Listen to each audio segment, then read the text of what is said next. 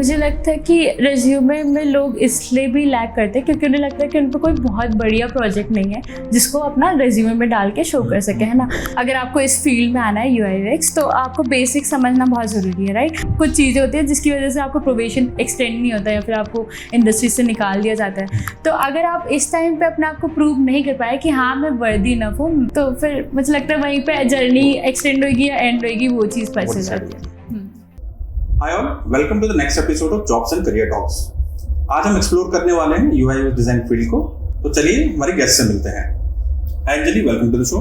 Hi Arun, thank you for having me in this show. आपके बारे में जानते हैं पहले, उसके बाद आपकी अभी करंट रोल्स एंड रिस्पॉन्सिबिलिटीज क्या इंटर्नशाला है वो डिस्कस करेंगे। ठीक है, तो जैसे कि आप ऑलरेडी बता चुके हैं, मेरा नाम अंजलि है और मैं अभी इंटर्नशाला के लिए प्रोडक्ट डिज़ाइनर 1 की तरह काम करती हूँ। मैं इंटर्नशाला में 4 साल से जुड़ी हुई हूँ और उससे पहले मेरा role as a visual designer का था। उसके बाद मैंने अपना ट्रांजिशन किया प्रोडक्ट डिज़ाइनर में और फिर मेरे को प्रोडक्ट डिज़ाइनर 1 बनाया गया। तो मतलब जर्नी ओवरऑल ये थी कि स्टार्ट ग्राफिक्स से हुआ था बट एंड अब प्रोडक्ट और एक्सपीरियंस और इंटरेक्शन इन सब से हो रहा है काइंड ऑफ। हाँ जी। तो अभी आप टीम में आपके रोल्स एंड रिस्पॉन्सिबिलिटीज क्या है, क्या वर्क अभी आप कर रहे हैं टीम के अंदर? तो मेरा बेसिकली जो रोल है मेरी टीम में, तो ऐसा है कि जो प्रोडक्ट डिज़ाइनर वाला रोल है उसमें काफ़ी ज़्यादा डिविजन्स हैं। जैसे कुछ लोग रिक्रूटमेंट साइड का संभाल रहे हैं, कुछ लोग ट्रेनिंग साइड का संभाल रहे हैं, कुछ एम्प्लॉयर, कुछ स्टूडेंट, तो अलग अलग डिपार्टमेंट है सबका। और उसमें मेरा जो पर्सनल है वो लर्निंग साइड पे ट्रेनिंग के अंडर आता है। तो ट्रेनिंग में भी 2 पार्ट्स होते हैं, एनरोलमेंट साइड होता है जहाँ पे हम स्टूडेंट को एनरोल करा रहे हैं अपने किसी कोर्स से, और दूसरा होता है लर्निंग साइड। तो जो उसके बाद की जर्नी होगी, जब एनरोल हो गया स्टूडेंट और उसका जो मतलब लर्निंग स्टार्ट हो जाएगी, लर्निंग जर्नी, तो वो वाला काम मैं संभालती हूँ। तो मतलब उसका जो जर्नी होगा वो कैसा होगा, उसका LMS कैसा दिखेगा, कोर्स मैनेजर साइड का कैसा दिखेगा, तो ये सारी ओवरऑल जो चीज़ें होती है जो कोर्स से रिलेटेड होती है बैक एंड पे, वो मतलब हम लोग संभालते हैं।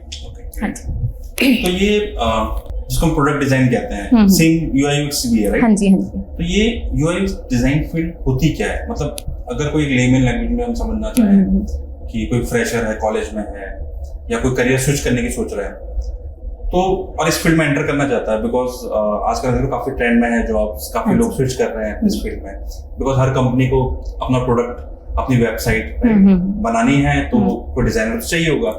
एग्जैक्टली। और काफी हाई इन डिमांड फील्ड है। तो ये प्रोडक्ट डिजाइन, UI/UX डिजाइन होता क्या? तो मतलब पहले तो प्रोडक्ट डिज़ाइन इतना नहीं लोगों को पता था। पहले सबको पता था UI/UX, है ना, इंटरेक्शन डिज़ाइन, UI/UX। तो UI और UX 2 चीज़ें हैं, पर है वो एक ही, मतलब UX के अंडर ही सब कुछ पड़ता है। तो UI होता है आपको जो विजिबिलिटी है, जैसा आपको दिख रहा है, यूज़र इंटरफेस, ठीक है, इंटरफेस जो आपको दिख रहा है।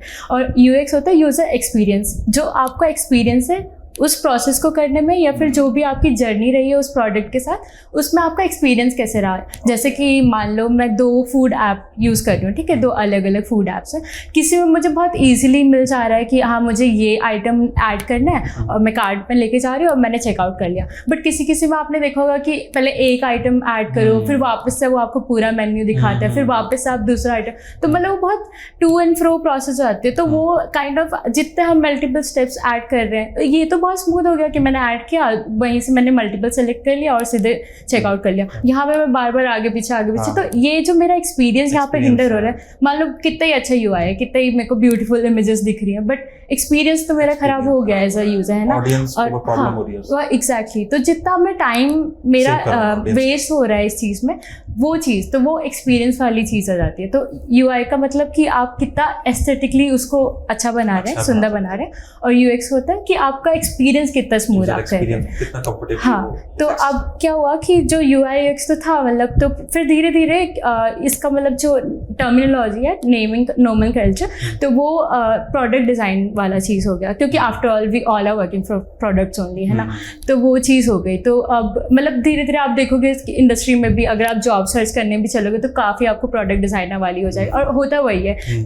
तो हम प्रोडक्ट डिज़ाइनर जो होते हैं वो मतलब पूरा प्रोडक्ट पे वर्क कर रहे हैं, including developers and product managers. तो हमारी जो रिक्वायरमेंट आती है प्रोडक्ट मैनेजर से आती है, जो कि उनको भी बिजनेस वाले प्रोवाइड करते हैं कि मान लो कोई हमें अपना ऐप या कोई प्रोडक्ट हमें ऐसे इन्हांस करना है ताकि हमारा रेवेन्यू भी जनरेट हो और यूज़र एक्सपीरियंस भी बेटर, तो वो प्रोडक्ट मैनेजर पे आता है। फिर प्रोडक्ट मैनेजर प्रोडक्ट डिज़ाइनर से डिस्कस करते हैं, हम लोग उसको डेवलप मतलब हम लोग उसे डिज़ाइन करते हैं और फिर हम फर्दर उसे डेवलपर को देते हैं। तो वो चीज़ भी मतलब हम लोग देखते हैं कि वो डेवलप होगा भी कि नहीं। अब मैं कोई हाई एंड एकदम डिज़ाइन बना दूँ और हम पे टाइम कंस्ट्रेंट हो या फिर मान लो डेवलपर्स की अवेलेबिलिटी ना हो तो वो चीज़ रह जाएगी। तो ये सब चीज़ें एक प्रोडक्ट डिज़ाइनर को देखना पड़ता है कि वो बिजनेस को भी केटर कर रहा है बेटर तरीके से और वो डेवलपर को भी इतना एक्स्ट्रा उनको वर्क नहीं करना पड़ रहा उस चीज़ में। मतलब डेवलपर के लिए भी बहुत स्मूथ है उसका इम्प्लीमेंटेशन और बिजनेस के लिए भी उसका जो आउटकम है वो अच्छा रहे। अगर हम एक रोड मैप जानना चाहें किसी आपसे कि कोई अगर इस फील्ड में एंटर करना चाहता है या फिर करियर स्विच करना चाहता है, फॉर एग्जांपल हो सकता है कि कोई विजुअल डिजाइनर, बहुत सारे विजुअल डिजाइनर्स जो प्रोडक्ट डिजाइन फील्ड में एंटर करना चाहता है, या फिर हो सकता है कि कोई प्रोडक्ट डिजाइन नहीं कर रहा, वो डायरेक्ट इस फील्ड में एंटर करना चाहता है। हो सकता है कोई फुल स्टैक डेवलपर है, वो प्रोडक्ट डिजाइन में एंटर करना चाहता है या फिर उसे डेवलपमेंट करके वो एक्सप्लोर करना चाहता है इस फील्ड को या किसी अदर फील्ड से। तो एक बिगिनर के लिए इस फील्ड में आने का एक रोड मैप क्या होगा? तो पहले तो हम बात करते हैं कि एज अ कॉलेज ग्रेजुएट उनको एंटर करना है, और एक जो करियर स्विच करना चाहता है वो सेकंड क्वेश्चन है कि वो अगर इस फील्ड में आना चाहता है उसके लिए रोड मैप क्या होगा? तो जो मतलब रोड मैप आई गेस सबके लिए सिमिलर ही होगा, क्योंकि स्टार्ट तो आपको स्क्रैच से ही करना है एनी हाउ। अगर आप स्विच भी कर रहे हो या फिर आप बिल्कुल बिगनर जीरो लेवल से स्टार्ट कर रहे हो तो होता तो स्क्रैच से ही स्टार्ट है। अब आप ये तो नहीं करोगे कि मुझे थोड़ा बहुत नॉलेज है बट मैं एकदम से एडवांस कर लूंगा। आपको स्टार्ट तो कहीं से स्टार्ट तो आपको जीरो से ही करना पड़ेगा एट द एंड, है ना। मतलब हाँ वो बेटर है कि अगर आपको थोड़ी बहुत नॉलेज है कि आपको विजुअल्स पता है कि जैसे ग्राफिक्स वाले, हाँ तो ग्राफिक डिजाइनिंग अगर आपको आती है तो आपको यूआई पार्ट आप उसका संभाल लोगे, बट यूएक्स में आपको फिर भी प्रॉब्लम होगी क्योंकि उसमें एक्सपीरियंस मैटर करता है। उसमें बस आपको कुछ बना के नहीं देना है, उसमें जर्नी कितनी स्मूथ है वो भी आपको देखनी पड़ेगी। तो अगर स्टार्ट करना है तो मुझे लगता है ऑनलाइन बहुत सारे ऑलरेडी रिसोर्सेज इतने सारे हैं, बथेरे हैं, कोई भी जाके हमारे इंटर्नशिप प्लेसमेंट गारंटी कोर्स भी है एग्जैक्टली हम खुद प्रोवाइड करते हैं। हम एसटीटी भी प्रोवाइड करते हैं, शॉर्ट टर्म ट्रेनिंग, और पीजीसी भी प्रोवाइड करते हैं, प्लेसमेंट गारंटी कोर्सेज। तो दोनों ही मतलब इंटर्नशाला प्लेटफॉर्म पे जा सकते हैं, ले सकते हैं। बट अगर किसी को ऐसा है कि मनी कंस्ट्रेंट है कि नहीं अभी हम पहले फ्री रिसोर्सेज से स्टार्ट करें जस्ट टू नो कि इंडस्ट्री में है क्या, ये चीज़ क्या है ना। एक होता है ना कि आपने हाँ भाई कि आपको पता ही नहीं है, बस आप चल रहे हो, तो वो चीज़ में हो सकता है कि धीरे धीरे आपका इंटरेस्ट ही हट जाए, है ना। तो बेटर होगा आप कहीं से स्टार्ट करो, थोड़ा पढ़ो, थोड़ा समझो, एक्सप्लोर करो, खुद से रिसर्च करो, देखो कि ये जो फील्ड है वो आपके लिए अच्छी है भी कि नहीं, या फिर ये फील्ड में जो चीज़ें आपको सिखा रही है क्या वो आपको सही में सीखनी है या फिर बस आप भीड़ का पार्ट बनना चाह रहे हो, है ना। सबसे पहला स्टेप है कि पहले एक्सप्लोर करो ये फील्ड है क्या है। हाँ पहले खुद से एक्सप्लोर करो। कहीं किसी से सुन लिया कि यार प्रोडक्ट डिजाइन तो बहुत अच्छी फील्ड है, अब इंडस्ट्री में तो ये ऑब्वियसली मतलब आगे जा रहा है फील्ड, है ना। इसकी डिमांड भी काफी है क्योंकि जितने ऑनलाइन प्रोडक्ट्स होंगे, जितने भी प्रोडक्ट्स होंगे, उनकी पक्का एक वेबसाइट या ऐप होगी, हाँ है ना। ऐसा तो कोई भी नहीं होगा जो बिना ऐप या वेबसाइट के चल रहा है ना, कुछ तो होगा ही उनके पास। तो वो चीज़ है। तो मुझे लगता है कि जो इंडस्ट्री है वो तो बून कर ही रही है इसकी, बट वही है कि इसके साथ डिमांड भी हाई है कि अब कितने लोग तो प्रोडक्ट डिजाइनर्स हैं, सबको ये जॉब चाहिए, तो सबको मिलेगी कि नहीं वो गारंटी वाली चीज़ मतलब वो तो अगर पीजीसी ले रहे तो ही हो सकता है, अदरवाइज उसके अलावा मतलब मुझे लगता है कि आपका माइंडसेट कैसा है, आप कितने क्यूरियस हो, आप कितना सीखना चाहते हो उस चीज़ को, एक्सेल करना चाहते हो उस चीज़ में। अब बस मैंने किसी को देख लिया और मैंने 2 दिन देख लिया और फिर तीसरे 2 दिन मैंने अपने जम के सारा रिसर्च कर ली, सारे लिंक्स देख लिया, जो भी लोगों ने शेयर किया सब मैंने नोट्स बना लिए, और तीसरे दिन मैं नोट्स देखूँ भी ना, तो एट द एंड तो वो जीरो ही हो गया, राइट। तो अगर स्टार्ट करना है तो मुझे लगता है पहले बेसिक से ही स्टार्ट कर सकते हैं, जैसे कि आप elements of design, principles of design ये पढ़ सकते हैं जो यूआई यूएक्स से रिलेटेड है। ऐसे यूएक्स लॉज भी होते हैं, उसकी ऑनलाइन आपको मिल जाएगा uxlaws.com पे, तो पूरा आपको लॉस मिल जाएगा। बट ये है कि जैसे उसमें है तो कुछ ऐसा होता है कि ट्रिकी हो जाता है, जैसे हिक्स लॉ है और उसके अलावा मतलब बाकी जो लॉ है, तो ऐसा होता है कि बच्चे इस टर्मिनोलॉजी को ही याद करने में रह जाते हैं। मैं भी पहली बार सुन रहा हूँ। हाँ, तो मुझे लगता है कि उस चीज़ को रटने की जगह हम समझें कि वो है क्या। अगर हिक्स लॉ है तो उसमें क्या होता है ना, मतलब अब मैं बस नाम याद करके चल गई, ठीक है, वो तो मेरे बस हो सकता है किसी इंटरव्यू में पूछ ले रैंडमली, बट मुझे लगता है वो भी नहीं, वो आपका मेन देखेंगे कि आप प्रोसेस में कैसे उस चीज़ को फॉलो करते हो, कैसे कैसे इम्प्लीमेंट करते हो। तो मुझे लगता है उसके पीछे का आपको समझने का नीड है कि वो है क्या एग्जैक्टली, और वो अगर आपको UI UX में वो कैसे हेल्प करेगा, वो लॉ कैसे इम्प्लीमेंट होता है, ठीक है। तो मेरे को लगता है वो हार्ड टर्म्स लर्न करने से अच्छा आप पहले समझें, बेसिक्स समझें, है ना। हाँ, बेसिक्स क्लियर करें। ऐसे नहीं कि मैंने तो आज ये सब पढ़ लिया, ये टर्मिनोलॉजी लर्न कर ली, ऐसे नहीं बनेंगे, है ना। थोड़ा सा तो पहले हमें बेसिक से, मतलब जीरो से ही वाला चीज स्टार्ट करनी। सेकंड स्टेप हमारा हो गया एटलीस्ट बेसिक्स अपने क्लियर कर ले। फर्स्ट में हमारा था कि एटलीस्ट एक्सप्लोर करें फील्ड में है क्या, समझने की कोशिश करें इफ आप ये करना चाहते हैं कि नहीं करना चाहते। जब आपने डिसाइड कर लिया आप करना चाहते हैं, तो सेकेंडली आप इसके बेसिक्स को क्लियर करें। हाँ, तो जैसे UI के लिए आप एलिमेंट्स पढ़ लें, प्रॉक्सिमिटी, कॉन्ट्रास्ट, ये सब पढ़ लें, वो आपका UI बेटर करने में हेल्प करेगा। कैसे आपको एक बढ़िया सा एस्थेटिकली प्लीजिंग डिज़ाइन बनाना है, उस सब चीज़ में आपको एलिमेंट्स हेल्प करेंगे। उसके अलावा प्रिंसिपल्स हेल्प करेंगे आपको UX में कि एक्सपीरियंस कैसे स्मूथ बनाना है। अगर मैं 5 ऑप्शंस दे रही हूँ, मैं 10 क्यों नहीं दे सकती एक पेज पे, है ना, क्योंकि वो कोग्निटिव लोड बढ़ा देगा एक पर्सन का। तो हमें ये सब चीज़ें भी ध्यान में रखनी पड़ती है। अब मैं एक ही साथ 2 प्राइमरी बटन्स नहीं दे सकती, राइट, क्योंकि फिर वही हम यूज़र को चॉइस ही नहीं दे रहे हैं, यूज़र को दोनों चीज़ दे रहे हैं, तो वो किस पे सेलेक्ट करेगा। तो ये सब चीज़ें भी बहुत छोटी छोटी चीज़ें होती हैं, बट यही चीज़ें हमें ध्यान रखनी पड़ती है। और ये कैसे हम पढ़ लें कि जब हम लॉस पढ़ेंगे, जब हम प्रिंसिपल्स एलिमेंट समझेंगे कि कैसे इम्प्लीमेंट करना होता है अपने काम में। हाँ, आगे जाके अगर आप बहुत ज़्यादा ही, मतलब आपका करियर वो हो गया, तो आप ब्रेक भी कर सकते हैं, तो आप तोड़ मरोड़ सकते हैं ना, तो आप अपना स्टाइल क्रिएट कर सकते हैं। बट स्टार्टिंग में तो यहीं से, हाँ, स्टार्टिंग में तो आपको थोड़ा पढ़ना ही पड़ेगा, समझना ही पड़ेगा कि हो क्या रहा है, चीज़ क्या है, तो वो चीज़ है। उसके अलावा आप मतलब मेरे को लगता है कि कंसिस्टेंसी भी बहुत मैटर करती है, कि आपने 1 दिन क्या, 2 दिन क्या, तीसरे दिन आप भूल गए। तो वो चीज़ है कि आप डेली कुछ ना कुछ करते रहें, थोड़ा थोड़ा करें पर करें, ताकि आपका एक हैबिट बन जाए। और एक बार हैबिट बन गई तो मुझे लगता है कि वो फिर आपका खुद से मन करेगा कि यार ये है तो ये कैसे बना होगा, या फिर ये मैं कैसे कैसे अपने काम को और बेटर कर सकता हूँ। अगर ये मतलब किसी का आपका इंटरफेस ऐसा है तो इन्होंने ऐसा क्यों बनाया, इन्होंने ऐसे क्यों नहीं बनाया, मतलब आप क्वेश्चन करने लगोगे कि यार इस फॉर्म में थोड़ा सा और बेटर हो सकता था, ये फॉर्म ज़्यादा लेंदी लग रहा है, इसको और शॉर्ट कर सकते थे, कॉम्पैक्ट कर सकते थे, मतलब यूज़र के लिए हम कितना ईजी कर सकते हैं चीज़ें ना। तो वो आपको कैसे पता चलेगी, जब आप देखना चालू करोगे और दूसरा प्रैक्टिस करना चालू करोगे, है ना। मतलब बस देखने से तो नहीं होगा कि आपने 10 चीज़ें देख ली और आपने कहा वाओ मेरी विजुअल लाइब्रेरी तो क्रिएट कर दी मैंने, बट आपने कभी प्रैक्टिस ही नहीं की, तो आप इम्प्लीमेंट नहीं कर पाओगे।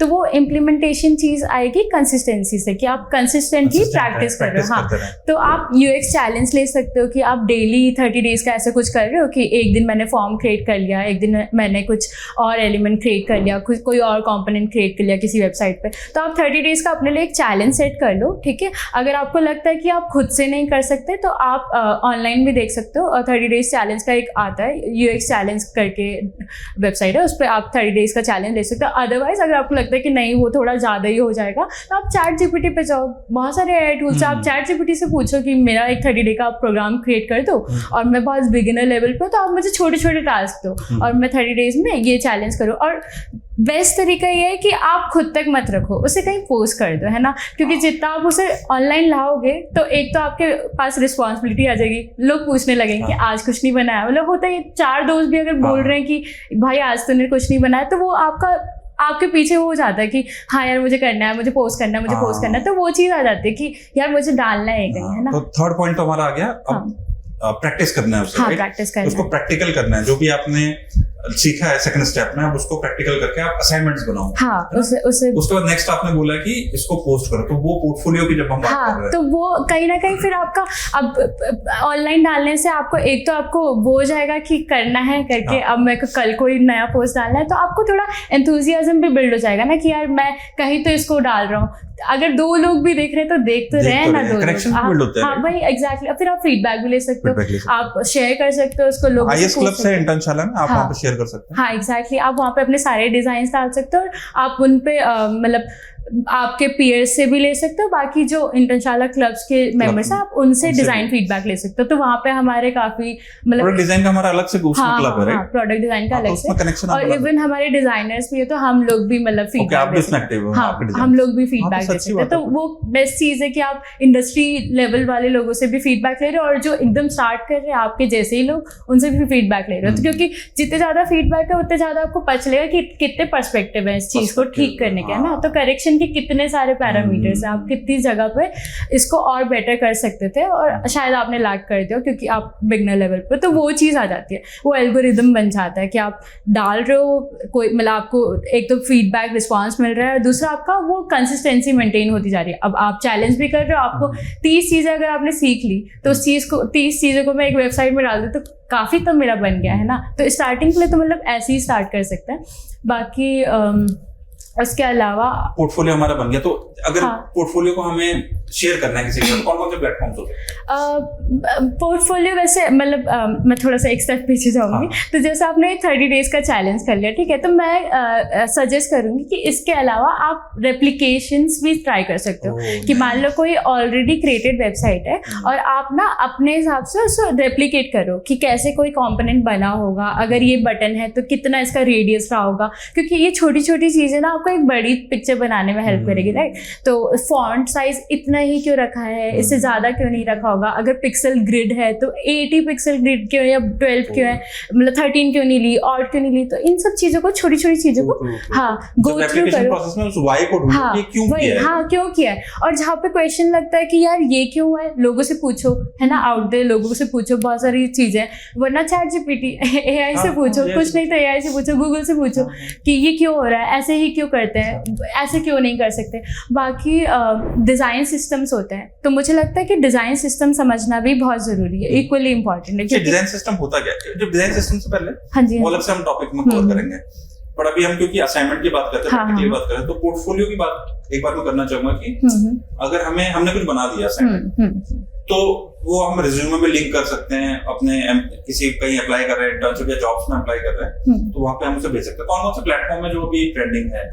पोर्टफोलियो के लिए आप मतलब अगर आप बिल्कुल बिगिनर लेवल पे है तो आप ड्रिबल बिहेंस यूज़ कर सकते हो। हाँ, बाकी मतलब मैं रिकमेंड करूँगी कि सिर्फ इमेजेस डालने की बजाय पूरे केस स्टडी आप लिखना प्रेफर करें। केस स्टडी नहीं तो आप अपना स्टेप बाय स्टेप लिखना शुरू करें कि अगर मैं इस फाइनल प्रोडक्ट तक पहुँचा हूँ तो क्या मेरी इसके पीछे की जर्नी रही है, क्योंकि एट द एंड जो भी आपका काम देखेगा उसे नहीं पता, उसे लगेगा कि आपने पिक्चर कहीं से देख ली या फिर मतलब कॉपी भी हो सकता है कि आपने बस रैंडमली कुछ बना दिया, आपका कोई थॉट प्रोसेस नहीं है। तो उनको वो ऑथेंटिसिटी कैसे, ऑथेंटिसिटी वाली चीज़, ऑथेंटिसिटी वाला फैक्टर कैसे पता चलेगा, तो तभी पता चलेगा जब आपका एक प्रोसेस डिफाइंड होगा।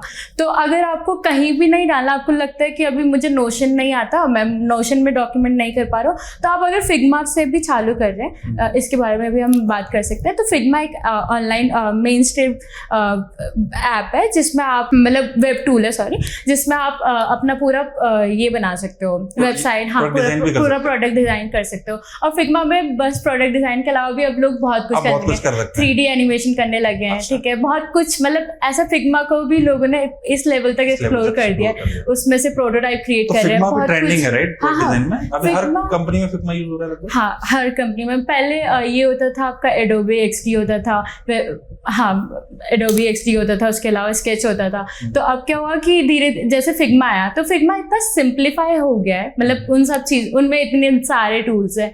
अब किसी एकदम जो स्क्रैच से स्टार्ट कर रहा है उसको आप 12-13 चीजें एक साथ दिखा दो तो वो तो उन्हीं को याद करने में पूरा टाइम है। अब फिग्मा इतना, तो इस समय एक बात कट कर रहा हूँ, अभी हमारी बात होगी पोर्टफोलियो की, आपने बता दिया। पोर्टफोलियो के बाद अब बात करते हैं टूल्स की। हाँ जी, प्रोडक्ट डिजाइन में कौन कौन से टूल्स यूज होते हैं? तो प्रोडक्ट डिजाइन में मतलब हम लोग जो करते हैं तो हम तो फिग्मा पे ही अपना सारा वर्क करते हैं, क्योंकि फिग्मा पे मतलब सब कुछ ही हो जाता है। आप उसमें डिजाइन भी कर सकते हो, कोलैबोरेट भी कर सकते हो, और वहीं से आप डेवलपर को भी शिप कर सकते हो। तो आपकी जो भी बाकी फिग्जाम पे आप अपना वो मूड बोर्ड, मतलब ब्रेनस्टॉर्मिंग वगैरह भी कर सकते हो। इस वाले सॉफ्टवेयर में फिक्स जैम, ये Fix फिग्मा का ही है, Figma का फिक्स ही जैम करके। तो वहाँ पे आप अपना ब्रेनस्टॉर्मिंग कर सकते हो, नोट्स क्रिएट कर सकते हो पूरा अपना, कि पहले वाला प्रोसेस ना, जहाँ पे आपको बस आइडिएशन वाला आइडिएशन पार्ट, मूड बोर्ड जो बनाना है वो बना के शेयर कर सकते हो। हाँ वो भी शेयरेबल है, वो भी कोलैबोरेटिव है। और उसके बाद आप फिग्मा पे अपना बेसिक वायर फ्रेम क्रिएट कर लिया, फिर लो फिडिलिटी क्रिएट कर लिया, उसके बाद हाई फिडिलिटी क्रिएट कर लिया। तो वो आप सब कुछ फिग्मा पे ही कर सकते हो। और फिग्मा में बेस्ट चीज़ ये है कि एक तो फ्री है, ठीक है, तो वो कोई भी अवेल कर सकता है, ऐसा तो नहीं है कि आपको पे करना पड़ेगा तभी आप सीख पाओगे। दूसरा, फिग्मा बहुत ईजी है, उसका जो पूरा इंटरफेस है वो बहुत ईजी टू यूज़ है, ईजी टू अंडरस्टैंड भी है। तो अगर आप बेसिक चीज़ें फिग्मा पे समझ के, जैसे अलाइनमेंट, ऑटो लेआउट और कंपोनेंट्स, तो आप मतलब काफ़ी हद तक आपको डिज़ाइनिंग तो आ ही जाएगी। अगर आपने ये सब चीज़ों में मास्टरी कर ली फिग्मा पे, तो आपको डिज़ाइन तो आप कर लोगे। बाकी डिज़ाइन कैसा वो आपका, मतलब किताब सीखे हो, किताब ने प्रैक्टिकली थ्योरी मतलब पढ़ी है, या कितना प्रैक्टिकल आपने देखा है वो चीज़ें, तो वो उसी से हो पाएगा। तो हाँ, एक फिग्मा हो गया। और कोई सॉफ्टवेयर यूज करते हैं, एआई वगैरह कुछ यूज करते हैं एआई के लिए? हाँ, मतलब एआई के लिए वैसे फिग्मा में ही काफ़ी सारे प्लगइन्स भी आ जाते हैं, तो आप फिग्मा से भी, हाँ मतलब प्लगइन्स एक फंक्शन है उसमें, तो आप बहुत सारे प्लगइन्स, वहाँ पे वायर फ्रेमिंग का भी है, आप एआई ये फिग जीपीटी करके भी है, तो आप सब कुछ मतलब फिग्मा पे ही कर सकते हो। हाँ, फिग्मा पे बहुत कुछ है। और बल्कि फिग्मा से आप पोर्टफोलियो भी क्रिएट कर सकते हो। तो आप फिग्मा पे आपने अपना पूरा डिज़ाइन बना लिया, और उसके बाद आपने उसको प्लगइन के थ्रू फ्रेमर पे डाल दिया, तो फ्रेमर पे आपकी पूरी वेबसाइट बन के आ गई, बिल्कुल एकदम लाइव वेबसाइट जैसे हम बाकी उसके देखते हैं। तो फिग्मा की आपने बात करी है, तो हाँ जी, फिग्मा में ऐसी क्या क्वालिटीज हैं कि जो प्रोडक्ट डिजाइन में इतना यूज होता है इंडस्ट्री के अंदर? ऐसे क्या क्वालिटीज है? कोलैबोरेटिव है या फिर उसमें इजी काम होता है, ऐसा क्या है उसके अंदर?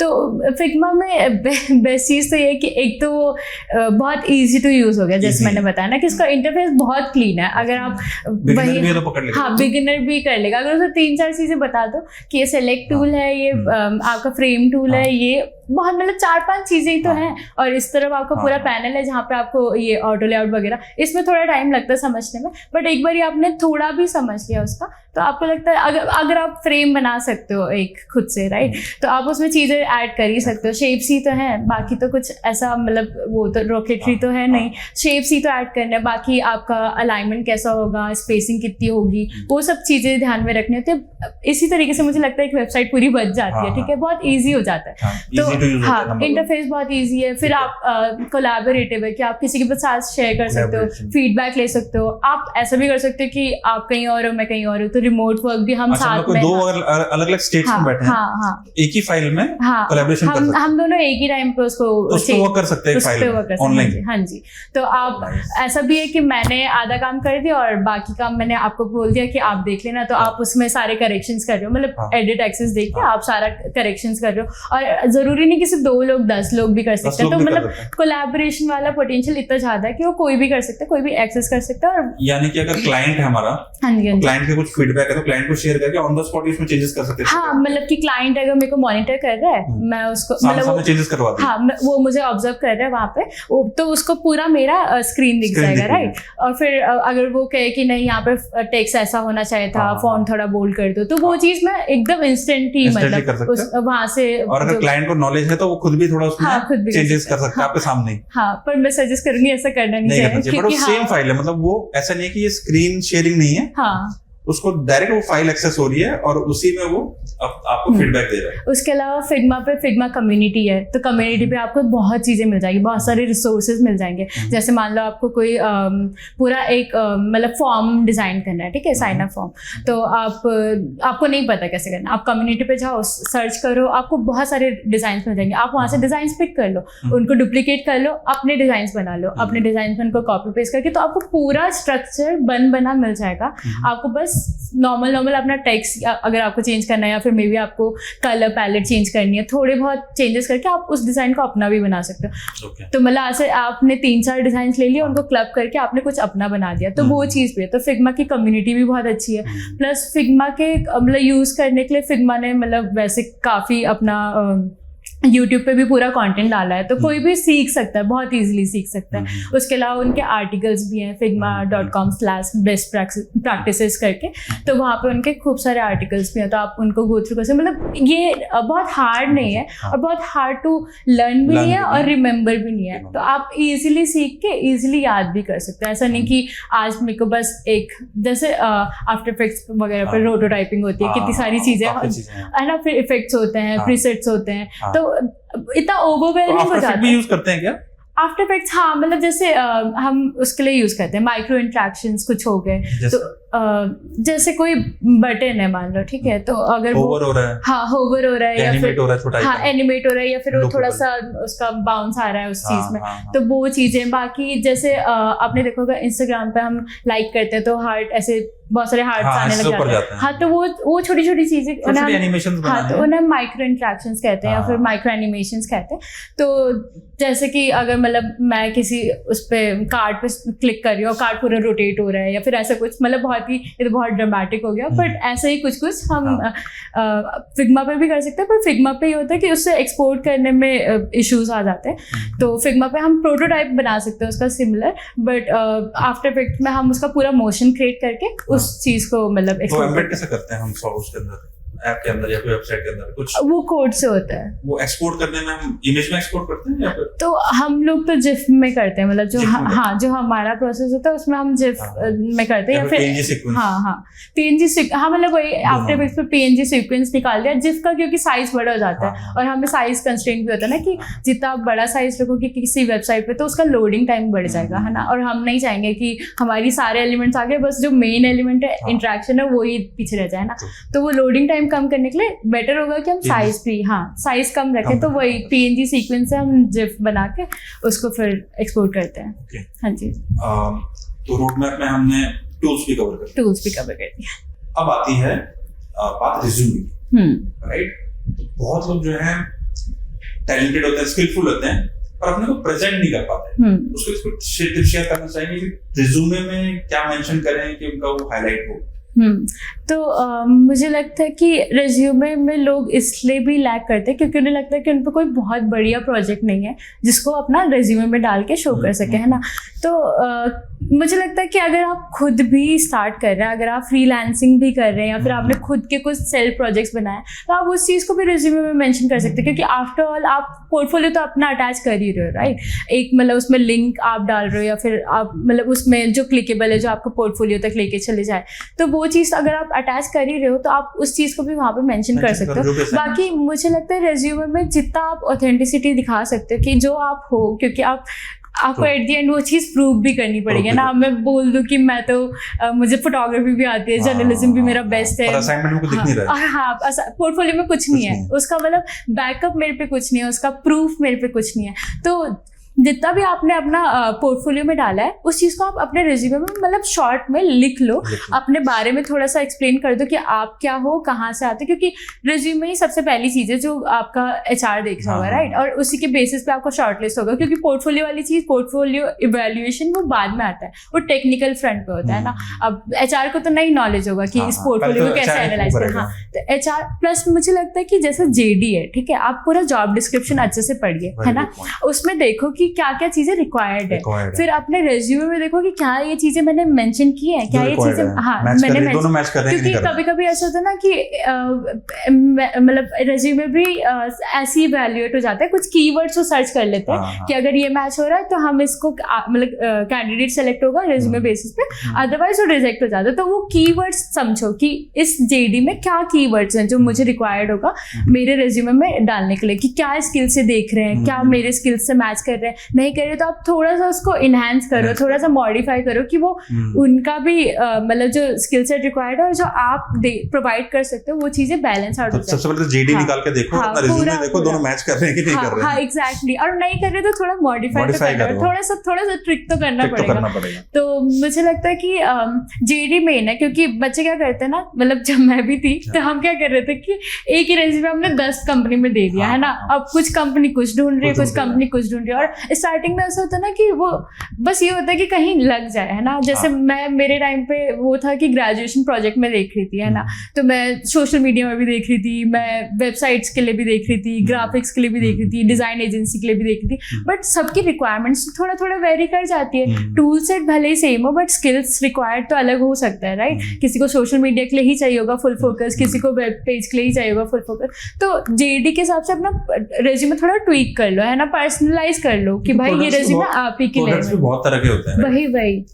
तो ऐसा नहीं कि मैं एक ही रेज्यूमे मैंने 15 कंपनी में चला दिया, तो वही है ना, रिजेक्शन के चांस आपने खुद ही बढ़ा दिया। अप्लाई कर रहे हैं भाई आपने खुद ही 14 लोगों को बोले कि रिजेक्ट कर दो, क्योंकि भाई मैंने तो आपका जीडी पढ़ा ही नहीं। हाँ, मैंने तो बस दे दिया कि मैंने जो बनाया एक ही में मैं मतलब सेटिस्फाइड नहीं होना है, राइट। अपने आप को इनहेंस करते जाना है, पढ़ते जाना, समझते जाना, और जो चीजें आपको लग रहा है ना कि यार बहुत सारे जेडीज में सिमिलर चीजें बोल रहे हैं, तो आप पढ़ो तब तक जब तक आपका मतलब ये चल रहा है सिलेक्शन राउंड, तो आप पढ़ो उस चीज के बारे में और फिर उसको ऐड कर दो, फिर ऐड करके दोबारा अपना रिज्यूमे शेयर करो। तो मुझे लगता है कि वो चीज़ ना इनकलकेट करना बहुत जरूरी है। ऐसा नहीं कि आप हताश हो गए कि यार ये मांगा है तो मेरे को तो आता ही नहीं। आप तब तक पढ़ लो ना, कितनी सारी चीजें, कितनी जल्दी, मतलब बहुत ऑनलाइन इतने कोर्सेज अवेलेबल हैं। हाँ, ट्रिक्स देखो, शॉर्टकट्स देखो कि उससे कैसे उसको पढ़ना है। और फुल फ्लेश तो कोई नहीं मांग रहा है, राइट। कहीं से उनको भी पता है कि फ्रेशर है तो थोड़ा सा वही, हाँ, उनको भी पता है कि एग्जैक्टली। और ट्रेनिंग्स में मतलब ब्रश अप हो जाती है सारी स्किल्स। तो आप अब सबको स्टार्टिंग से फोटोशॉप तो 100% नहीं आता होगा, राइट। अगर आता होगा तो बहुत अच्छी बात है, बट नहीं आता तो उन्हें भी पता है कि काम के साथ साथ सीख जाएगा बंदा। और ऐसा भी नहीं है कि सारे टूल्स उसमें रिक्वायर्ड होंगे। अगर मान लो मुझे फोटोशॉप आता है और कोई एजेंसी है जहाँ पे बस मुझे एडिटिंग करनी है, बस उनका कलर इनहांस करना है और थोड़ा सा स्मूथनिंग कर देनी है, कलर ग्रेडिंग वगैरह कर देनी है, तो उसमें मुझे ये फोटो कॉम्पोजिशन का तो नीड ही नहीं है ना। तो मैंने तो बहुत कुछ सीख लिया, बट वही है ना कि आप ये भी तो देखो इंडस्ट्री में चाहिए क्या, इनको क्या चाहिए मेरे से, तो वो चीज़ आप उनके लिए मतलब सीख सकते हो और थोड़ा थोड़ा करके सीख सकते हो। ऐसा नहीं कि मेरे को आज ही सब कुछ सीखना है, क्योंकि सब कुछ तो एक दिन में नहीं सीख सकते। और ऐसा बिल्कुल मत करना कि विजुअल डिजाइन का रिज्यूमे आपकी ये प्रोडक्ट डिजाइन, हाँ, क्योंकि वो चीज फंस जाएगी। अब मतलब भले आपको आता क्यों ना हो, बट आप खुद ही खुद को वो कर दोगे, हरा दोगे कि हाँ मतलब कि ये क्या कुछ मैच ही नहीं हो रहा है। एचआर भी फिर अटेंशन टू डिटेल होनी चाहिए कि मैं इसके लिए अप्लाई कर रहा हूँ, ये जेडी है, ये मेरा रिज्यूमे। अब प्लस वो कंपनी कैसी है आप उस हिसाब से भी थोड़ा देखो कि मान लो आपने पोर्टफोलियो में जिस तरीके से काम डाला है, अब कोई बहुत ही मिनिमलिज्म वाली इंडस्ट्री है कि बहुत मिनिमलिस्टिक डिजाइन्स प्रेफर करती है, हाँ, थोड़ा रिसर्च करो, पोर्टफोलियो को भी थोड़ा सा वो कर दो। मतलब अगर आप उनका प्रोडक्ट भी रिसर्च कर लो कि कैसा काम करते हैं। हाँ, क्योंकि वो चीज ना आपको बाद में जब असाइनमेंट्स आते हैं ना तो उसमें भी हेल्प करती है कि आप इंडस्ट्री के हिसाब से उसका असाइनमेंट कर रहे हो, है ना। ऐसे नहीं कि बहुत ही क्विकी से डिजाइन बना के दे दिए किसी मिनिमलिज्म वाले ब्रांड को, तो आप उनके बिल्कुल डिजाइन विजुअल लैंग्वेज से बहुत हट के कुछ बना के दे रहे हो। तो वो चीज में मुझे लगता है कि इसी में आ जाता है कि एक बार आपने कंपनी गो थ्रू कर ली, आपने उसके हिसाब से अपना रिज्यूमे ट्वीक कर दिया, अपनी स्किल सेट उसके हिसाब से बता दी। बाकी अगर आप पे प्रोजेक्ट्स हैं तो बहुत बढ़िया, नहीं है तो अपने जो सेल्फ डेवलप्ड प्रोजेक्ट्स हैं आप उनको लिस्ट डाउन कर लो, पोर्टफोलियो की लिंक अटैच कर लो, अपना कॉन्टैक्ट वेरीफाई कर लो कि सही ईमेल आईडी दे रहे हो कि नहीं। कभी कभी होता है कि बात ही मतलब ईमेल आईडी फुल पड़ी और आप दे रहे हो और आपको मेल्स भी आते तो आप रिस्पॉन्ड कैसे करोगे, राइट। तो वो सब चीज़ें देखो कि मैं जो इन्फॉर्मेशन प्रोवाइड कर रहा हूँ क्या वो है लेजिट है, क्या वो मतलब वहाँ पे मेरे रिस्पॉन्स आएंगे तो मैं अवेलेबल हूँगा। कोई नंबर दे देता है, वो नंबर जिस पे कॉल नहीं लगता, तो वो चीजें भी मतलब ये छोटी छोटी चीजें होती है। तो एक रेज्यूमे को सिंपल रखो, जितना सिंप्लीफाई कर सकते हो उतना सिंप्लीफाई करो, बट जेन्युइन रखो कि इंडस्ट्री के हिसाब से। स्किल्स भी मेंशन करते हैं, हाँ, स्किल्स भी इम्पोर्टेंट है। हाँ, क्योंकि वो चीज ना जेडी में भी कभी कभी मेंशन होती है कि आप किस टूल पे काम करेंगे, आपको किस टूल की नॉलेज होनी चाहिए। तो वही मैं कह रही हूँ कि अगर आपको पता होगा कि यार ये मांग रहे हैं ये वाला टूल, और ये अगर मैं अपने रिज्यूमे में भी डाल दूँ तो वो चीज बेटर है ना। तो आपका सिलेक्शन थोड़ा सा उसका मतलब सिलेक्शन होने की प्रोबेबिलिटी थोड़ा बढ़ गई, राइट। बाकी पोर्टफोलियो इज मेन। एक टिप्स मैं शेयर करना चाहूंगा कि अपना जो पोर्टफोलियो आप शेयर करें, बिकॉज मैंने भी कभी काफी हायरिंग करी है, तो उसमें जो लिंक होता है वो क्लिकेबल होना चाहिए। हाँ, क्लिकेबल होना चाहिए। और वो लिंक आप चेक कर लो कि रिज्यूमे में जो लिंक दिया है वो क्लिकेबल है और वर्क कर रहा है कि नहीं कर रहा है। हाँ। कई लोग क्या करते हैं कि इमेज में शेयर कर देते हैं, पीडीएफ में करेंगे तो क्लिकेबल बनता है, और अगर इमेज में जेपीजी भेजते हैं या अगर कुछ करते हैं तो वो क्लिकेबल नहीं बनता। तो इस बात का ध्यान रखें, एक बार पीडीएफ बना के वो क्लिकेबल लिंक शेयर करें ताकि क्लिक करके सीधा आपका पोर्टफोलियो पे चल जाएगा। तो ये नेक्स्ट स्टेप भी हमने कंप्लीट कर लिया। अब आते हैं इंटरव्यू पे। हाँ जी, इंटरव्यू में आजकल 2 मोड में काम हो रहा है, वर्क फ्रॉम होम हो रहा है और इन ऑफिस हो रहा है। तो आपने वर्क फ्रॉम होम भी किया है काम? हाँ जी। और आपने इन ऑफिस भी किया है, राइट? आपकी जब हायरिंग हुई थी तब वर्क फ्रॉम मोड में हुई थी या जब मेरी हायरिंग हुई थी तो इन ऑफिस हुई थी, फिर वर्क फ्रॉम होम हो गया था लॉकडाउन के। हाँ, तो आपको दोनों का एक्सपीरियंस है, राइट? हाँ जी। तो इन दोनों में इंटरव्यू में अगर कुछ टिप्स आप शेयर करना चाहो कि किन बातों का ध्यान रखना चाहिए, तो पहले इन ऑफिस की बात करते हैं। तो अगर इन ऑफिस वाली चीज है तो मुझे लगता है टाइम से पहले पहुंच जाओ, ताकि आप हड़बड़ाहट में ना हो, क्योंकि ऐसा होता है ना कि आप बहुत कुछ सोच रहे होते हो, आप थोड़ा टेंशन भी रहते हो, थोड़ा सा आपको रहता है कि यार पहला इंटरव्यू या दूसरा इंटरव्यू या फिर आप रिजेक्शंस के बाद यहाँ पे इंटरव्यू कर रहे हो, तो आपको थोड़ा सा वो कॉन्फिडेंस जो आपको होता है ना थोड़ा सा शैटर हो जाता है, कहीं ना कहीं आप लैग कर जाते हो। और अगर आप बहुत रश में आए हो तो हो सकता है कि आप फंबल करने लग जाओ या फिर आप कुछ बोलना चाह रहे हो कुछ और बोल दो, तो वो चीज भी होती है। तो मुझे लगता है टाइम से पहले, हाँ, थोड़ा टाइम से पहले आओ और मत सोचो। देखो जो हाँ वही जो होना होगा इंटरव्यू में वो आप हो ही जाएगा, जो आपको नॉलेज होगी आप बोल ही दोगे, पर जितना आप उस चीज के बारे में ओवरथिंक करते जाओगे हो सकता है कि वो आपके दिमाग में ही रह जाए, या फिर दिमाग से बाहर निकलते कुछ और हो जाए। हाँ वही, और सामने वाले को भी पता चल जाता है कि आपका कॉन्फिडेंस थोड़ा डाउन हो रहा है। तो जितना है जितना पता है कॉन्फिडेंटली बोल दो कि भाई ये है ये मुझे आता है, ये ऐसा मैंने काम किया, और जो आपका काम है उसको थॉरोली रिवाइज कर लो। क्योंकि अगर आपको अपना ही काम नहीं पता, अगर आपको यही नहीं पता आपने ये चीज क्यों डिजाइन की, तो फिर तो कई बार अपने रिज्यूमे में क्या मेंशन है ये नहीं पता होता, तो अपना रिज्यूमे पोर्टफोलियो एकदम बिल्कुल रट लो कि भाई ये मेरा ही काम है, और कोई मुझे 10 बार भी पूछेगा तो मैं एग्जैक्टली ऐसे ही इसको बताने वाला हूँ कि मतलब क्योंकि मेरे को पता है ना मैंने कैसे किया। अब आपको पता है कि इंटरव्यूअर को नहीं इतना पता, हो सकता है उसने पढ़ लिया हो बट उसके दिमाग में इतनी सारी चीजें नहीं होंगी, है ना, वो तो आपका याद करके नहीं बैठा है। तो आप कभी कभी अगर कुछ मिस भी कर रहे हो थोड़ा उस पर बिल्डअप भी कर सकते हो। मतलब ऐसा नहीं कि आपने बिल्कुल सोचा था कि यार मैं तो बोलना था कुछ एक वर्ड और मैं तो ये भूल रहा हूँ, टर्मिनोलॉजी में भूल गया जो मेरे को इम्प्रेस करने के लिए बोलना था। गलत बोल दिया। हाँ कुछ गलत मत बोलो, मतलब बेटर है कि आप उसको इम्प्रोवाइज कर लो, कुछ और बोल दो। और अगर आपको कम्युनिकेशन में इशू लगता है कि आप इंग्लिश में ही बात कर रहे थे पूरे टाइम, आपने इंग्लिश में इंटरव्यू दिया और एक जो आपको बहुत ही बढ़िया सा आपने सोच के आए थे कि ये वर्ड बोलूंगा एकदम इम्प्रेस हो जाए, तो आप हिंदी में स्विच कर लो। क्योंकि मुझे लगता है कि कंफर्टेबल होना ज़्यादा बेटर है रादर देन वहाँ पे जाके एकदम स्टक हो जाना, क्योंकि वो फिर आपका शो करता है कि आप कहीं ना कहीं ओवर प्रिपेयर करके आए या फिर ये सारा स्क्रिप्टेड है, मतलब आप बस रट के आए हो सब कुछ ना। तो क्योंकि आप एकदम से ऐसा हो जाते कि मैं कुछ बोलना था पर मैं भूल गया, तो उससे अच्छा है कि आप कोई आपसे ब्रिटिश इंग्लिश नहीं मांग रहा है, हाँ भाई जनरल इंग्लिश आती है कि नहीं आती है, देन हाँ, एट दी एंड तो सारे इंडिया में ही है, राइट, अंटिल आप एमएनसी के लिए अप्लाई कर रहे हो कि बिल्कुल आपको एक्सटर्नल क्लाइंट्स के साथ वर्क करना पड़ेगा, वहाँ पे आपको एकदम इंग्लिश चाहिए। बट मुझे लगता है कहीं ना कहीं उन लोगों में भी इंग्लिश का बैरियर रहता है, और सारे जगह के इंग्लिश आपको एक बढ़िया फ्लो में नहीं आती। हम भी तो हिंदी में पॉडकास्ट कर रहे हैं। हाँ, हम भी तो हिंदी में पॉडकास्ट कर रहे हैं। तो वही चीज़ है कि जहाँ पे अटक रहे हो वहाँ पे आप स्विच कर लो और स्विच करके वापस आ जाओ। बस वो फ्लो, वो रिदम मत ब्रेक करो, क्योंकि अगर आप रिदम ब्रेक करोगे तो आप खुद खो जाओगे, आप खुद वो कॉन्फिडेंस आपका लूज हो जाएगा। बाकी इन ऑफिस है तो आप ऑफिस का एड्रेस देख लो सही से, ठीक है, हाँ, क्योंकि ऐसा ना हो कि आप उसी दिन बोलो ऑटो वाले भैया को भैया आगे वाले गेट से नहीं पीछे ला। बल्कि मेरे साथ भी हुआ था कि जब मैं पहले दिन इंटर्नशाला आई थी, मतलब मेरी जब ज्वाइनिंग हुई थी तो इंटरव्यू सब कुछ ऑनलाइन हो गया था, और मैंने जब ज्वाइन किया था तो हम लोग टावर सी में थे, राइट, और मैं टावर ए में घुस गई, पूरा 6th फ्लोर एक्सप्लोर करके आ गई। अब मुझे बिल्डिंग नहीं मिल रही कि हमारा ऑफिस किधर है। हाँ, है नहीं ऑफिस हमारा नंबर। वही तो फिर मैं नीचे आती हूँ, सिक्योरिटी वाले से पूछती कि भैया ये इंटर्नशाला किधर, तो फिर उन्होंने बताया कि टावर सी में। तो वो चीज़ है ना कि अब मैं तो आई नर्वसनेस में कि मैं पहली बार ऑफिस जा रही हूँ, कैसा होता होगा वाला चीज़। अब मैं इंटर्न नहीं थी, राइट, तो ऐसी चीज़ें भी हो जाती है। अब इंटरव्यू के दिन तो आप ऐसा नहीं करना चाहोगे ना, क्योंकि बहुत 10 और चीज़ें हो सकती है, मान लो लिफ्ट खराब होगी, बहुत कुछ हो गया, ठीक है। तो इन सारी चीज़ों से बचने के लिए आप प्रीपेड पहले, अगर आपको नहीं लोकेशन समझ आ रही तो एचआर से कॉल करके पूछ लो कि ये लोकेशन आप कैसे, मतलब मैं कम्यूट कैसे करूं, क्योंकि होता है ना न्यू सिटी में जा रहे हैं, हमें नहीं पता वहाँ का, हाँ, पब्लिक कम्यूटिंग कैसी है भाई, कि कैसे कम्यूट कर सकते हैं, कहाँ पे नियरेस्ट स्टेशन होगा, कैसे मैं नियरेस्ट, मतलब मेट्रो स्टेशन है तो वो, रेलवे है तो वो, बस स्टेशन है तो वो, हाँ, एचआर से पूरा पूछो, थॉरली पूछो कि मुझे कितना टाइम लगेगा अगर मैं खुद के व्हीकल से आ रहा हूँ या मैं पब्लिक ट्रांसपोर्ट से आ रहा हूँ, कितना लगेगा।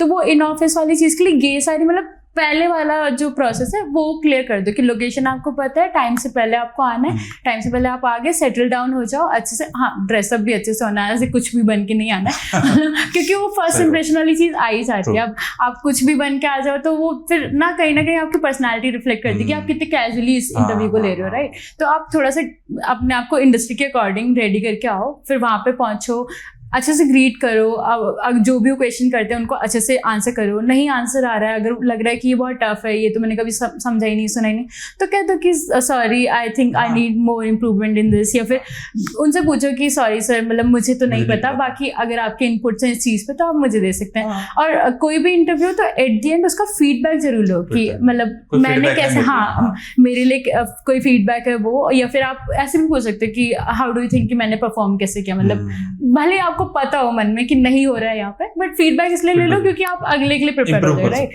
अगले में आपको थोड़ा सा वो हो जाएगा कि हाँ उन्होंने अगर मेरे कम्युनिकेशन को पॉइंट आउट किया था तो मैं बेटर कर सकता हूँ, या फिर हाँ उन्होंने मेरे पोर्टफोलियो में कुछ चीज़ें पकड़ ली थी जो फेक थी, या फिर जो मैंने नहीं की थी, मैंने बस देख लिया था, तो आप उनको वो कर सकते हो, रिवाइज कर सकते हो, उनको बेटर कर सकते हो ना नेक्स्ट वाले के लिए। ठीक है। तो अब बात करते हैं ऑनलाइन इंटरव्यू, तो कुछ 3 टिप्स आप शेयर करना चाहो इस बारे में?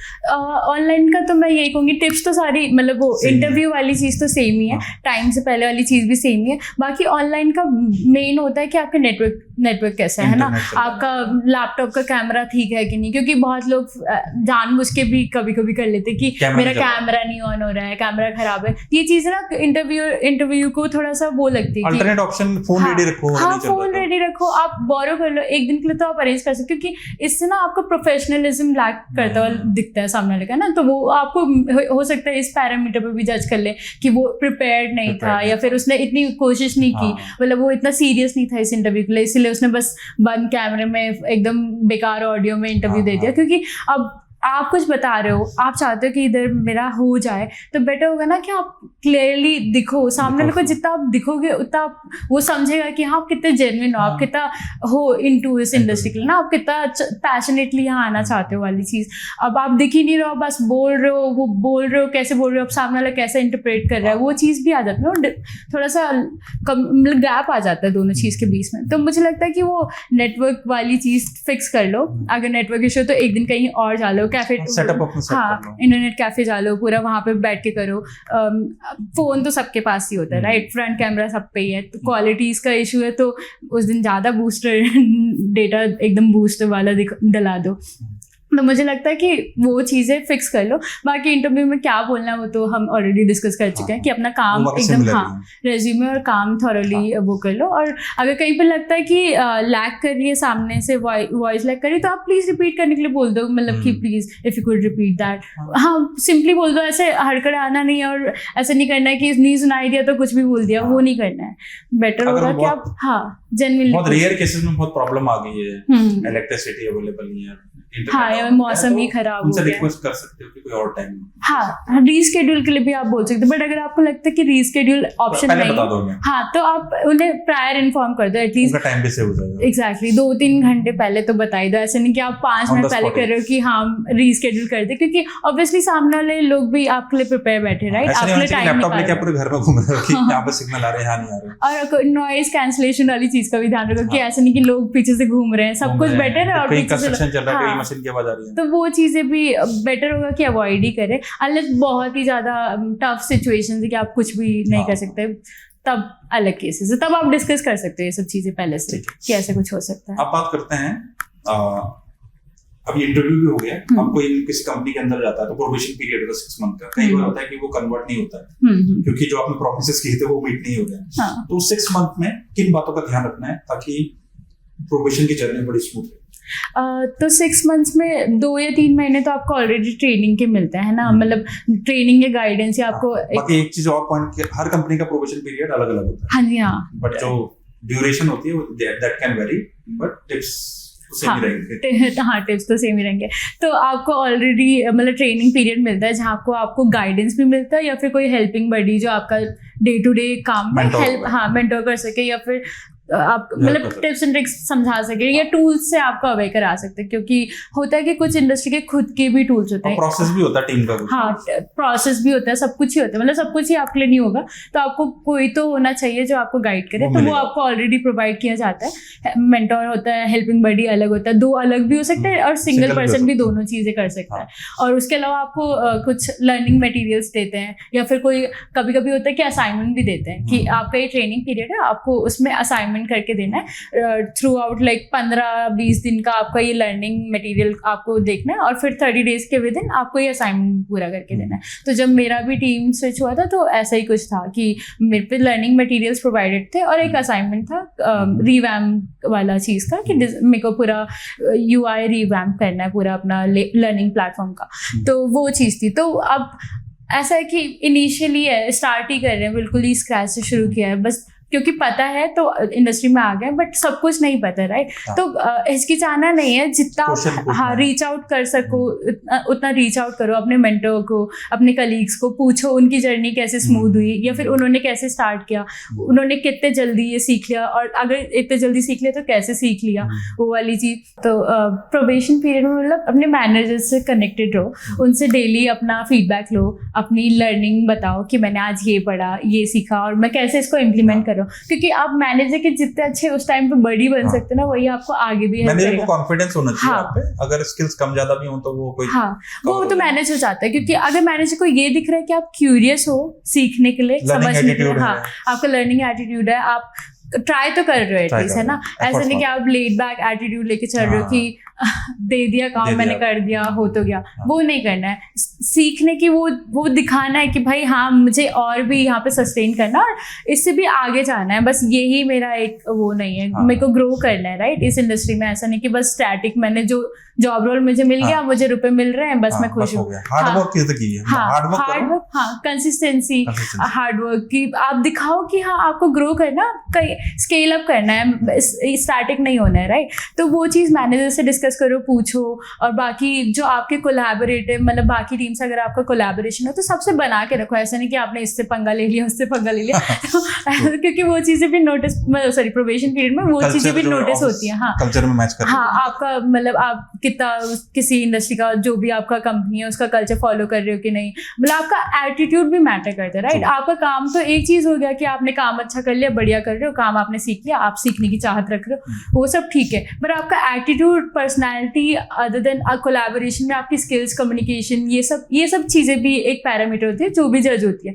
तो मुझे लगता है कि अगर आपने काम बढ़िया, सब कुछ बढ़िया, बट आपने 10 लोगों से फाइट कर रखा है, आप बिल्कुल वैसा वाला एटीट्यूड लेके चल रहे हो, हाँ, फीडबैक नहीं ले रहे हो कि यही जो है वही सही है, तो वो चीज़ें, हाँ, क्योंकि फीडबैक सिर्फ आपके मैनेजर का नहीं आता, बाकी टीम्स का भी आता है कि आपका काम ठीक है, मतलब बाकी मैनेजर बाकियों से भी पूछेगा, राइट? क्योंकि मैनेजर तो पूरे टाइम नहीं देख रहा है, और अगर मैनेजर देख भी रहा है पूरे टाइम तो वो एक ही एंगल से देख रहा है ना, बाकी एंगल से नहीं देख रहा है कि कैसा आपका काम चल रहा है बाकी लोगों के साथ, तो वो फीडबैक वहां से भी आएगा। तो आपको इन सब के साथ भी कोलैबोरेशन में रहना है। हाँ, SPOCs है, तो उनसे आपको हाँ समझना पड़ेगा, और कैसे इंडस्ट्री में सस्टेन करना वो भी आपको सीखना पड़ेगा, क्योंकि और कई बार होता है कि SPOCs भी अलग अलग नेचर के होते हैं, तो आपको कोलैबोरेशन में हैंडलिंग भी आनी चाहिए कि आप हैंडलिंग कैसे कर रहे हैं। हाँ, स्टार्टिंग में मुझे लगता है जितना आप थोड़ा सा झुकाव रख सकते हो उतना सही है, वो इतना एटीट्यूड, एरोगेंस लेके जाने का मुझे लगता है, क्योंकि वो फिर ना शॉर्ट टाइम के लिए ही होता है कि आपको उसी टाइम पीरियड में फिर आप कितना शो कर लोगे वाला चीज़, क्योंकि यही कुछ चीज़ें होती है जिसकी वजह से आपको प्रोबेशन एक्सटेंड नहीं होता या फिर आपको इंडस्ट्री से निकाल दिया जाता है, क्योंकि एट दी एंड उन्होंने आपको हायर तो किया है, राइट? अपना टाइम इन्वेस्ट किया आपके ऊपर, आपका इंटरव्यू लिया है, सब कुछ किया है, फिर आपको हायर किया है, बट प्रोबेशन में वो चेक करते हैं कि क्या हमने जो हायर किया वो सही किया है कि नहीं।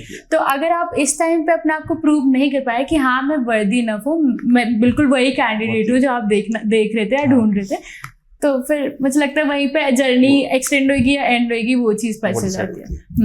ठीक है, तो एक कुछ मेरा क्वेश्चन है कि अभी AI का कितना इंटरफेरेंस है अभी प्रोडक्ट डिजाइन में?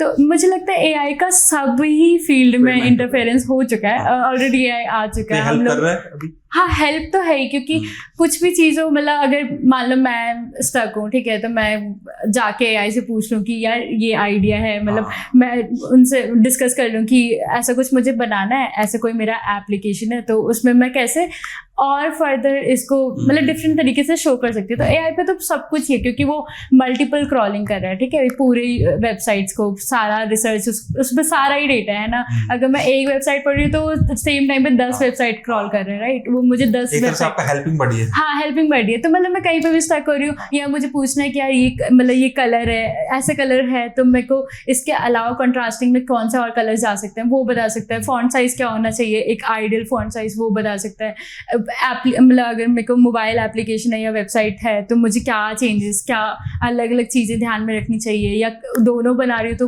रिस्पॉन्सिव कितना होना चाहिए, कैसे मैं उसको इनकलकेट करूँ, तो वो सब कुछ मैं एआई से पूछ सकती हूँ। बाकी उसके अलावा इंटरव्यूज़ के लिए मैं पूछ सकती हूँ कि अगर यूआई यूएक्स में मुझे शिफ्ट करना है तो कैसे मैं अपनी जर्नी प्रिपेयर करूँ, इंटरव्यूज़ में क्या क्या क्वेश्चन हो सकते हैं, मैं कैसे उस चीज़ के प्रिपेयर करूँ। बाकी ये एआई में वॉइस का भी फीचर है, ठीक है, जीपीटी में, चैट जीपीटी में, तो वॉइस का भी फीचर, आप डिबेट कर सकते हो।